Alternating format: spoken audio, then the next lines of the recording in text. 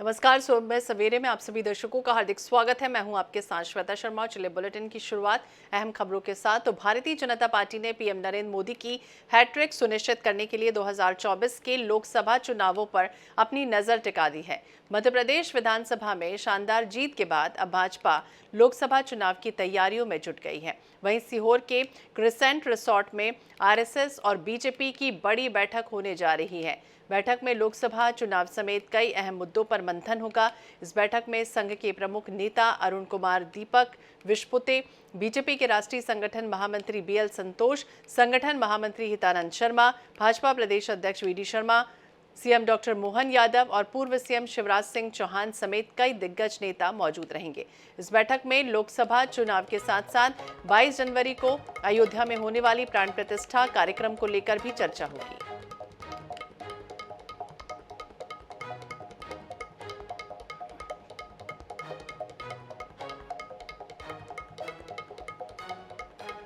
तो सत्ता संगठन का चिंतन और संघ और भाजपा के पदाधिकारी इसमें शामिल होने जा रहे हैं। लोकसभा चुनाव के मद्देनजर खासतौर से अहम चिंतन बैठक का दौर शुरू हुआ है। वहीं अयोध्या में प्राण प्रतिष्ठा को लेकर किस तरह की रणनीति, किस तरह की तैयारियां होनी चाहिए प्रदेश में, उसे लेकर भी इसमें मंथन होगा।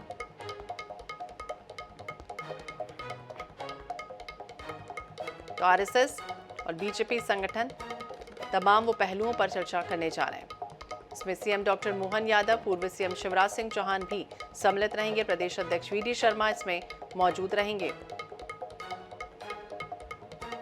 ज्यादा जानकारी के लिए बात करेंगे विशेष संवाददाता अनुराग मालवीय हमारे सहयोगी हमारे साथ जुड़ गए हैं। अनुराग, जिस तरह से बात करें, सत्ता संगठन का चिंतन मंथन शुरू होने वाला है और कब ये बैठक होगी, कौन कौन इसमें शामिल रहेगा?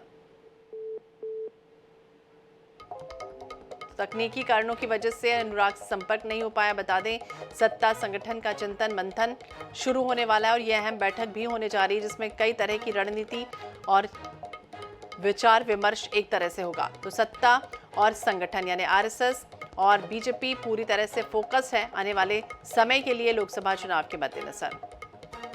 ज्यादा जानकारी के लिए एक बार फिर से हमारे साथ विशेष संवाददाता अनुराग मालवीय जुड़ गए। अनुराग, क्या जानकारी, क्योंकि सत्ता संगठन काफी महत्वपूर्ण हो जाता है और लोकसभा चुनाव के मद्देनजर खासतौर से कितने बजे ये बैठक होने जा रही? देखिए, बिल्कुल 1 बजे जो है ये बैठक शुरू होगी। सीहोर में इस बैठक को आयोजित किया गया है और हमने देखा ये लंबे समय से भारतीय जनता पार्टी ज्यादा प्राइवेसी चाहती है, तो सीहोर के इस पर्टिकुलर रिजॉर्ट को ही उपयुक्त मानती है और वहीं इस बैठक को आयोजित किया गया है। बड़ी बात यह है कि बीएल संतोष तो इस बैठक में मौजूद रहेंगी। मध्य प्रदेश के मुख्यमंत्री, भारतीय जनता पार्टी के प्रदेश अध्यक्ष, संगठन महामंत्री, तमाम बड़े चेहरे यानी कि मोहन यादव से लेकर वीडी शर्मा रहेंगे। साथ में सरकार के कई बड़े नुमाइंदों को बुलाया गया है, कई बड़े मंत्रियों को भी इस बैठक में बुलाया गया है, बड़े पदाधिकारी और बड़े नेताओं के साथ चिंतन कई सारे मसलों पर होगा। खासतौर पर लोकसभा चुनाव के लिए आगे कैसे बढ़ना है, नई सरकार है, किस लाइन पे उसको आगे बढ़ना है, इसके लिए संघ और संगठन दोनों दिशा निर्देश देंगे सरकार को। और कई सारे बहुत महत्वपूर्ण विभाग होते हैं जिनके साथ संघ के कार्यक्रमों का समन्वय होना जरूरी है, उसको लेके भी दिशा निर्देश आएंगे। तो कई सारे महत्वपूर्ण पहलू है, कई और ऐसी महत्वपूर्ण बातें हैं जिनमें ये कहा जाएगा कि मंत्रियों को, कार्यकर्ताओं को लेकर किस तरह चलना है, क्योंकि पिछली सरकार में काफी शिकायतें आई थी बाद में, तो ये भी बहुत महत्वपूर्ण मसला है। तो कई सारे बड़े मसले हैं जहां पर संगठन और संघ की तरफ से एक बड़े दिशा निर्देश जो हैं वो सत्ता पक्ष को मिलने वाले हैं, यानी कि मोहन सरकार को मिलने वाले हैं। बिल्कुल, सबसे महत्वपूर्ण अगर हम बात करें छिंदवाड़ा वो क्षेत्र जहां पर पहले तो अगर बात की जाए तो 29 में 28 सीट जीत चुकी है, लेकिन छिंदवाड़ा खासतौर से चुनौती भरा होगा, उसके लिए खासतौर से रणनीति बनाने की जरूरत है। देखिए, बिल्कुल छिंदवाड़ा एक बड़ी चुनौती है भारतीय जनता पार्टी के लिए, चाहे लोकसभा चुनाव हो चाहे विधानसभा हो।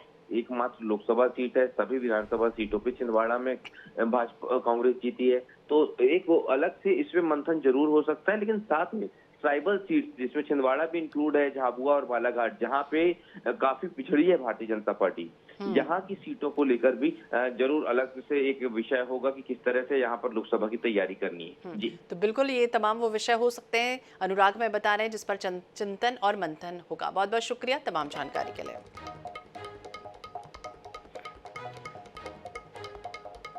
इधर मध्य प्रदेश में शिवराज सरकार की लाडली बहना योजना के हितग्राहियों के खातों में नई किस्त पहुंच गई और इसी के साथ सियासत भी तेज हो गई। सीएम डॉक्टर मोहन यादव ने कहा कि कि लाडली बहनों के खाते में राशि डालने पर कांग्रेस के लोगों का पेट क्यों दुखता है। इधर कांग्रेस ने भी पलटवार किया है, देखिए। लाडली बहनों को सौगात, खाते में रुपयों की बरसात, योजना नहीं होगी बंद, सीएम मोहन ने कांग्रेस पर कसा तंज। नई सरकार बनने के बाद लाडली बहना योजना की पहली किस्त बुधवार को मुख्यमंत्री डॉक्टर मोहन यादव ने सिंगल क्लिक पर जारी की। मुख्यमंत्री डॉक्टर मोहन ने 1.29 करोड़ लाडली बहनों के खातों में 1576.61 करोड़ रुपए ट्रांसफर किए। साथ ही सामाजिक न्याय विभाग की 12 पेंशन स्कीम के 56 लाख हितग्राहियों को 341 करोड़ ट्रांसफर किए। आज अपन ने बहन बेटियों के लिए उनकी अपनी जो धनराशि थी लाडली बहना, वो राशि भी आज डाली है खातों में। और सरकार राशि डाल रही है और पता नहीं कांग्रेस के लोगों को क्यों पेट में दुखता, दे ही नहीं सकते। जब आज देते दिख रहे थे कि आपकी दे दी, अगली बार नहीं देंगे। मैंने तुम उम्मीद में बैठे रहो, हम हर बार देते रहेंगे, तुम्हारे पेट में ऐसे ही दुखता रहेगा। उधर सीएम के तंज पर कांग्रेस की तरफ से भी पलटवार आया है। कांग्रेस योजना में गोलमाल की ओर इशारा कर रही है। इस योजना की धनराशि पहली मर्तबा इन बहनों के अकाउंट में हस्तांतरित की थी, तब सरकार ने ही इन बहनों की संख्या 1,31,00,000 बताई थी। आज आपके विज्ञापनों में 1,29,00,000 बहनों की संख्या सार्वजनिक की गई है। मैं पूछना चाहूँगा आपसे कि 2 लाख बहनें कहाँ गईं? बहुत ज्यादा कर्ज में भी नहीं डुबाना है, क्योंकि ऑलरेडी हमारा मध्य प्रदेश काफी कर्ज में डूबा है, जिसका प्रभाव भी कहीं ना कहीं मध्य प्रदेश की जनता पे ही पड़ता है। इसको भी सरकार को ध्यान रखना चाहिए और जो वादे किए उनको भी निभाना चाहिए। दोनों ही कड़ी महत्वपूर्ण है। इस बार कांग्रेस नए आरोप के साथ आई है। वो ये मानने को तैयार नहीं है कि कोई भी योजना बंद नहीं होगी, लेकिन प्रदेश की मोहन सरकार पिछली सरकार की योजना पर काम कर रही है। बुधवार को सीएम मोहन यादव कुशाभाऊ ठाकरे सभागार से लाडली बहनों को न सिर्फ सौगात दी, बल्कि इस कार्यक्रम के साथ ही महिला सशक्तिकरण सप्ताह भी शुरू किया, जो 15 जनवरी तक चलेगा।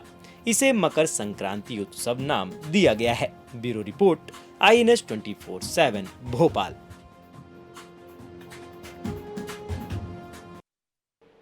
मध्य प्रदेश में सर्दी का सितम जारी है, तो वहीं कोहरे ने भी कहर बरपा रखा है। राजधानी भोपाल समेत 43 जिलों में घना कोहरा छा गया, जबकि 12 जिले ऐसे हैं जहां पर बारिश हो गई।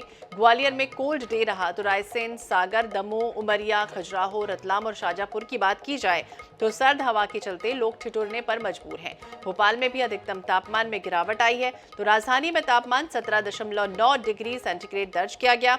कोहरे के चलते विजिबिलिटी बेहद कम रही, जिसका असर उड़ानों पर भी नजर आया। मौसम वैज्ञानिकों के मुताबिक पश्चिमी विक्षोभ की वजह से तापमान में बदलाव हो रहा है, यानी प्रदेश में 2 से 3 दिनों तक घना कोहरा छाया रहेगा और बादल छटने पर न्यूनतम तापमान में और गिरावट दर्ज की जाएगी। तो लगातार मौसम करवट बदल रहा है, कहीं कहीं पर तेज हवाएं चल रही हैं, तो कहीं कहीं पर बारिश भी चल रही है। और किसी भी अदालत में ये कहा जाता है कि जब किसी के नाम की आवाज लगाई जाती है तो मन में बड़ा संशय होता है। केदार जैन ये कहते हैं कि जब उनका नाम अदालत में बुलाया जाता था तो उनका चेहरा खिल जाता था। केदार जैन को विवादित ढांचा गिराने के मामले में मुख्य गवाह के रूप में कोर्ट में बुलाया जाता रहा। जब उन्हें बुलाया जाता था तो अदालत में आवाज लगती थी, रामलला के फोटोग्राफर हाजिर हों। केदार जैन बताते हैं कि वो 6 दिसंबर 1992 को कार सेवकों के साथ ग्वालियर से फ्रीलांस फोटोग्राफर के रूप में कवरेज करने के लिए गए थे। चारों तरफ जन समूह के अलावा और कुछ नजर नहीं आ रहा था और हम जैसे तैसे मौके पर पहुंचे तो भगवान श्री राम की फोटो खींची जो ताले में बंद थे। बड़े बड़े नेता कार सेवकों के साथ मौके पर पहुंचे और कार सेवकों ने चबूतरे का निर्माण कर रामलला को विराजमान कर दिया। ये सभी फोटोग्राफ्स मैंने अपने कैमरे में कैद किए। वो पल अविस्मरणीय है, उसे भुलाया नहीं जा सकता। वो ये भी बताते हैं कि रामलला की फोटोग्राफर के रूप में जो पहचान मुझे मिली, उस पहचान को शब्दों में बयां तो कर पाना मेरे लिए नामुमकिन है। केदार जैन ये भी कहते हैं कि हमें कोर्ट में भी बुलाया गया। कोर्ट में आवाज लगाई जाती थी कि रामलला की फोटोग्राफर हाजिर हों। ये वो आवाज होती थी जिसका मेरे कानों को इंतजार यदा कदा होता था और जब वो अंदर जाते थे तो कटघरे में कई बार जज साहब भी चुटकी लेकर कहते थे, आ गए रामलला के फोटोग्राफर। 6 दिसंबर 1992 को जो विवादित ढांचा था उसको वहाँ बेकाबू भीड़ और कार सेवकों ने तोड़ दिया था। जो भी राम मंदिर उस पर अब बन चुका है और 22 तारीख को जिसका भव्य शुभारंभ है अयोध्या में, उसमें मैं एक फोटोग्राफर के रूप में और वहाँ एक अपना बस पत्रकारिता के हिसाब से मैं चला गया था अयोध्या। मध्य प्रदेश हाईकोर्ट की ग्वालियर खंडपीठ ने दूध और उससे बने उत्पादों में मिलावट रोकने संबंधी अवमानना याचिका पर बुधवार को सुनवाई की, जिसके बाद मुख्य सचिव कार्यालय के वरिष्ठ अधिकारी और खाद्य सुरक्षा विभाग के कमिश्नर को शपथ पत्र पेश करने को कहा गया। साथ ही कोर्ट ने यह भी पूछा कि प्रदेश के ग्वालियर, इंदौर और जबलपुर शहर में स्थापित होने वाली जांच लैबोरेटरी कब तक शुरू होगी। जिला स्तर पर खाद्य, दूध और उससे बने उत्पादों में होने वाली मिलावट को रोकने के लिए स्थानीय प्रशासन किस तरह से कार्रवाई कर रहा है, इस बारे में हाई कोर्ट के ग्वालियर जुडिशियल सेक्शन के सभी 9 जिलों के कलेक्टरों से रिपोर्ट मांगी गई।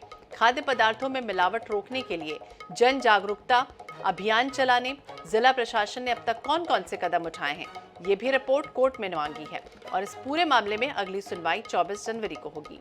ये भी बता दें कि वकील उमेश बोहरे ने हाईकोर्ट में एक जनहित याचिका दायर की। माननीय उच्च न्यायालय के समक्ष हमारे द्वारा कंप्लायंस रिपोर्ट जो पूर्व के आदेश थे उनकी कंप्लायंस में की गई थी और उनको पढ़ने के पश्चात माननीय उच्च न्यायालय द्वारा कहा गया है कि आप इसमें जो कमिश्नर फूड सेफ्टी हैं उनका और चीफ सेक्रेटरी साहब के ऑफिस से किसी रिस्पॉन्सिबल ऑफिसर का एफिडेविट और पेश करें कि जो 3 और लेबोरेटरी बनना है उन लेबोरेटरीज में क्षमता क्या होगी, उनका कैपेसिटी क्या होगा।